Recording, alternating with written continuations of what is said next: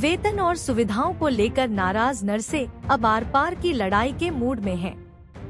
महाराष्ट्र राज्य परिचारिका संगठना के बैनर तले परभणी में भी जबरदस्त भागीदारी।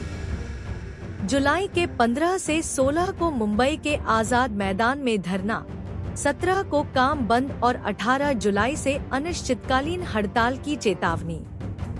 रेणुका देशपांडे, अंजली पुरी और एलिझाबेथ हॉर्न के नेतृत्व में आंदोलन तेज। आमच्या टोटल 14 मागण्या आहेत आणि त्यामध्ये आमचं मेन आहे तर ते वेतन त्रुटी निवारण, त्यानंतर नवीन पदनिर्मिती, कंत्राटी पद्धत जी पदभरती आहे ती बंद करायची आहे।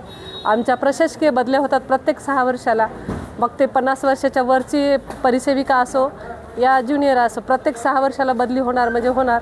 तर ती बदली पण आमची रद्द व्हावी, विनंतीनुसार बदली झाली तर चांगलं होईल। आणि दुसरं विद्यावेतन आहे, मुलींना 40 वर्षापासून स्टुडंट GNM स्टुडंट किंवा NM स्टुडंट आहेत तर 40 वर्षापूर्वी जे विद्यावेतन भेटत होतं ते आजही तेच आहे। 300 रुपये अतिशय तुटपुंज विद्यावेतन आहे।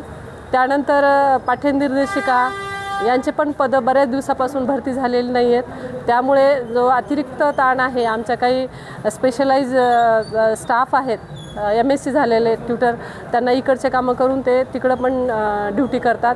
तर अशा आमच्या म्हणजे पदनिर्मिती व्हावी, पाठ्यनिर्देशिकांचे पद भरती व्हावी। त्यानंतर आमचा पदनाम बदल आहे, तर पदनाम बदल पण आमची खूप दिवसाची जुनी मागणी आहे, ती पण सरकारने मान्य केलेली नाही आहे, तर ती एक महत्त्वाचीच मागणी आहे। अशा विविध मागण्या आहेत, 1 ते 14 मागण्या आहेत आमच्या टोटल।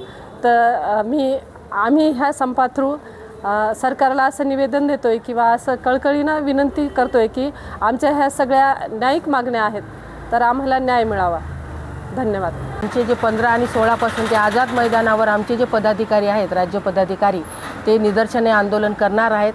आमच्या जर रास्त मागण्या मान्य झाल्या नाही तर आमचा बेमुदत संप चालू राहणार आहे त्या बाबतीत। आणि आम्ही कंटिन्यू जोपर्यंत आमचे पदाधिकारी आम्हाला ते माहिती पुरवत नाहीत जे काम आमचं बंद करायचं का काय आहे तोपर्यंत आम्ही बेमुदत चालू ठेवणार आहे। तर इथं कसं झालं, एक सरकारचं धोरण असं आहे की आपल्या DHSमध्ये 90-10चं आहे आणि मेडिकल कॉलेजला 20 आणि 80चं 80-20चं आहे। तर आपलं असं म्हणणं आहे की त्यांना बरोबर समान, जसे लेडीजला आहे तसं त्यांनासुद्धा समान भेटलं पाहिजे आणि गुणवत्तेनुसार त्यांना भेटलं पाहिजे।